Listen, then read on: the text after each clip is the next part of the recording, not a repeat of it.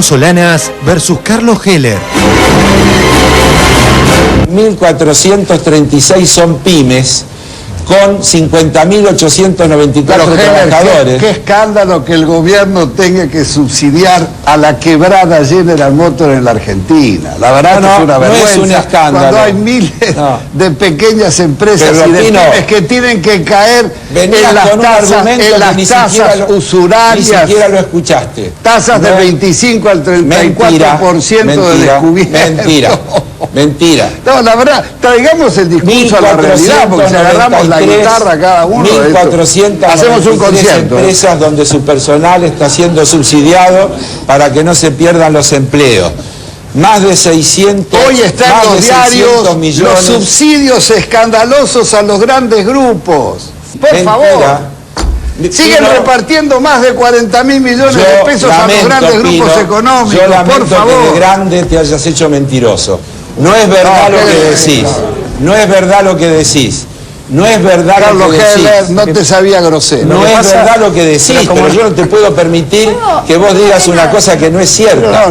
Lisa y llanamente no es cierto. No tener estadística confiable. Cada uno tiene su verdad. No, la verdad, el gobierno que fue capaz de modificar y manipular los índices del INDEC, que le sirve a los trabajadores para defender su poder adquisitivo de todos los industriales, lo que le falta es modificar el servicio meteorológico. Esto es un escándalo. No hay credibilidad en la Argentina. Es el mismo gobierno. Ese es el gobierno de Kirchner. Es el por mismo favor. Gobierno que lo que vos tenés que contestar, que no contestaste del inicio, ¿por qué transfirieron esas reservas petroleras? Esto es un escándalo, capitalismo de amigos.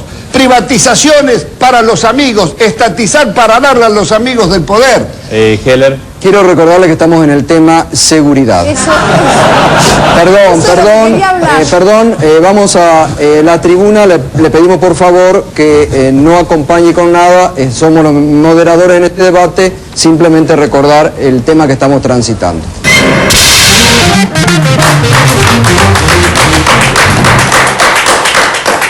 ¿Fue un poco grosero con Pino Solanas? Y ahora vamos al debate. No, porque yo le estaba diciendo insistentemente, además, Pino es un muy buen director cinematográfico. Como tal, es un hábil manejador de la escena y un creador de ficción. Entonces, él conoce cómo manejar determinadas situaciones, seguramente mejor que nadie, lo cual no amerita que eso signifique que dice la verdad o que lo que está diciendo se ajusta a la realidad. Lo que yo estaba tratando de decir, que allí de una manera muy convincente, con mucha contundencia y con mucho manejo de cámara, se estaban diciendo una cantidad de cosas que no eran ciertas. Que no eran ciertas. Tres de esas. ¿De las que no eran ciertas? Sí, escuchamos que había una transferencia de renta financiera. Claro, primero.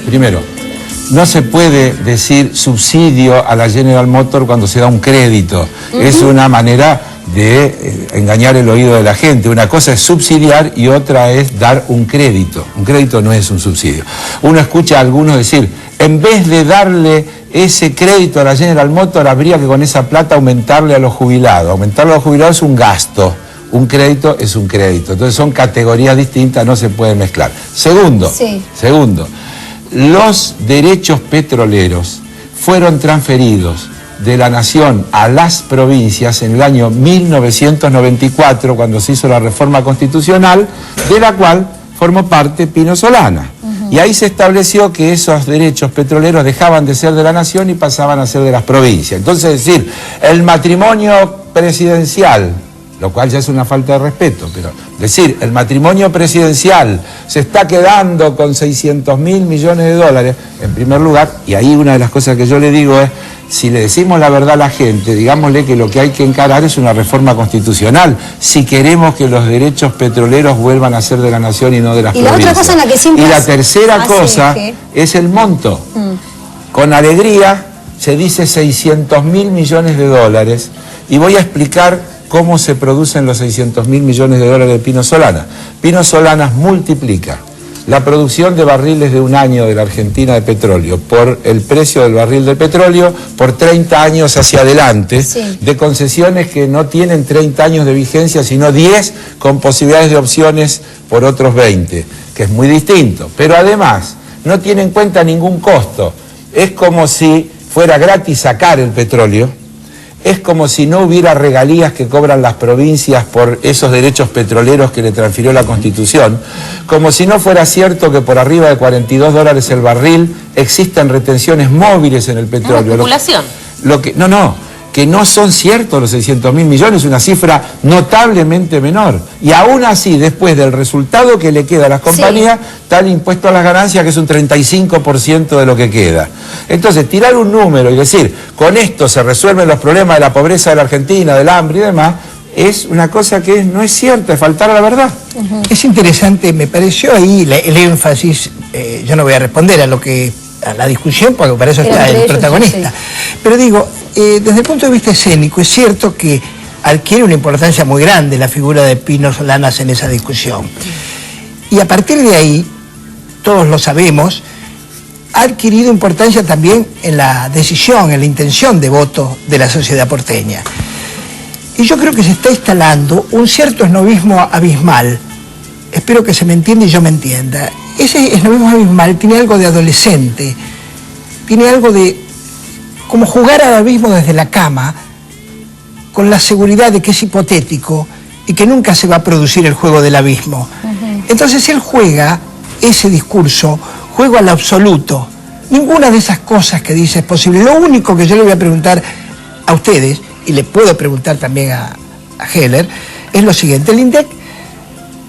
Por el INDEC el gobierno ha tenido muchas desventajas mediáticas y de opinión. El INDEC le dio muchas desventajas de credibilidad. ¿Cuál es la ventaja de que las estadísticas del INDEC sean distintas y sean manejadas de otra manera? Yo tengo posición pública tomada. Hay que hacer cosas para devolver la confiabilidad al INDEC. No se puede funcionar con un organismo que mide el desenvolvimiento de la economía que por la razón que sea haya perdido la confianza. Pero dije al mismo tiempo, cuando digo eso, que todos los otros que se usan como referencia son menos confiables que el INDEC, porque no están ni siquiera dotados técnicamente, no tienen recursos. No se puede, un índice de precios mide 5.000 productos, los mide en distintos lugares del país, es toda una organización que hace falta. El INDEC debería ser el más confiable, desde luego, siempre lo ha sido, y además hubo un cambio en el INDEC que tiene una responsabilidad directa con hay una posición que a mí yo adhiero plenamente, que es la posición del Plan Fénix. El Plan Fénix es la universidad. Ellos dicen, hay que recuperar la confianza sin gastar el tiempo en discutir por qué se perdió. Y para eso ofrecen la idoneidad de la universidad como un mecanismo de garantía y transparencia de la gestión de un organismo que debe ser transparente como el INDEC.